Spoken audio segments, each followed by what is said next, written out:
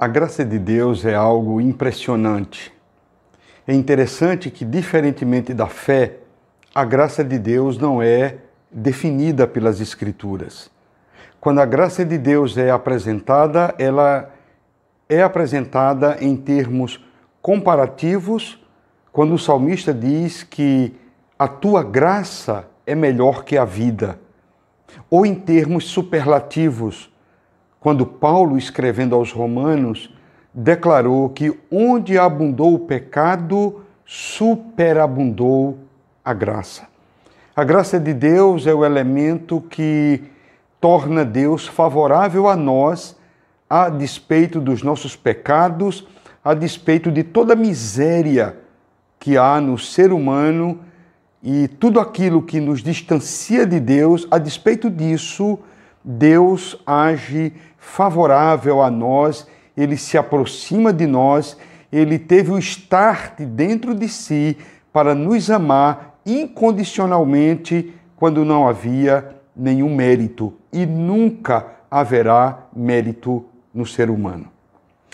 Queridos, viver períodos de crise na vida e viver como vencedor não é algo que dependa exclusivamente da capacidade humana, não é algo que dependa exclusivamente dos recursos que temos à disposição. Todo aparato do governo, todas as iniciativas que os governantes têm, todo o avanço da ciência é necessário. Porém, algo que não podemos jamais esquecer é que somos seres emocionais e espirituais. E a nossa carência e as demandas disso só são supridas em Deus. Eu lembro sempre de um texto escrito pelo apóstolo Pedro, na primeira carta, capítulo 5, versículo 10, quando Pedro escreveu da seguinte forma: E o Deus de toda graça, que em Cristo vos chamou à sua eterna glória, depois de haverdes sofrido um pouco, Ele mesmo vos haverá de reabilitar, confirmar, fortalecer e alicerçar. É interessante observar o contexto aqui. Pedro foi um homem extremamente dedicado à causa do Evangelho. Um homem que, quando vocacionado por Deus, habilitado por Deus no Espírito para cumprir o seu ministério, dedicou-se de forma plena, de forma integral. Dedicou-se exclusivamente aos judeus convertidos. Foi um dos principais líderes.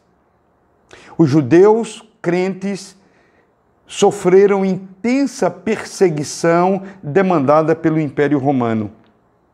E Pedro vai escrever essa carta exatamente para animar aqueles irmãos que, tendo saído da Palestina, tendo ido para outras regiões, como ele vai dizer no primeiro capítulo, que eles foram para o Ponto, Galácia, Capadócia, Ásia e Bitínia. Estavam vivendo dispersos. Foram alvos de acusações falsas e por isso tiveram que se retirar da Palestina, se refugiando onde encontraram abrigo e apoio e ali passaram a viver.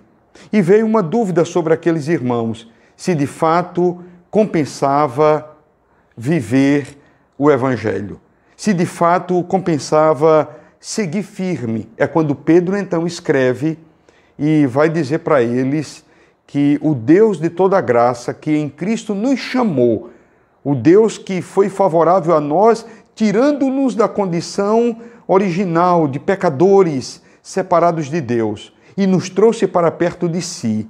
Esse mesmo Deus é o Deus que haverá de reabilitar. Ele usa essa expressão.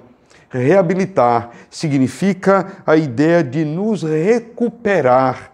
Mas ele diz que esse Deus também há de confirmar, ele nos colocará de pé. E não só isso, mas ele é quem fortalece, ele supre a nós toda carência emocional e espiritual que nós precisamos para estar bem alimentados, firmes.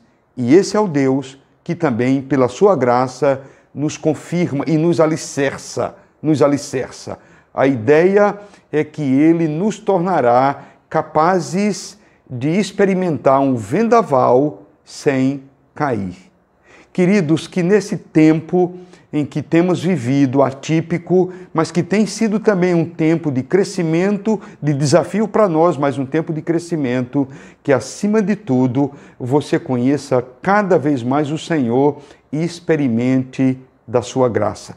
Que quando tudo passar, você possa olhar para trás e bendizer a Deus, porque a sua graça nunca nos faltou. Esteja certo que nunca faltará. Deus continue abençoando grandemente a sua vida.